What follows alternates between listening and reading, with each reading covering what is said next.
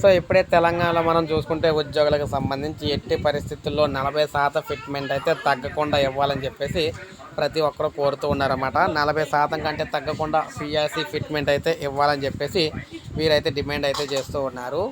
ఎన్నికల కోడ్ ముగిసిన వెంటనే ఉపాధ్యాయులకు 40% ఫిట్మెంట్తో రెండో పిఆర్సీని అమలు చేయాలని స్టేట్ టీచర్స్ యూనియన్ ఎస్టీయూ రాష్ట్ర ప్రధాన కార్యదర్శి ప్రభుత్వాన్ని కోరారనమాట. సంఘం సమావేశం హైదరాబాద్లో అయితే జరిగింది.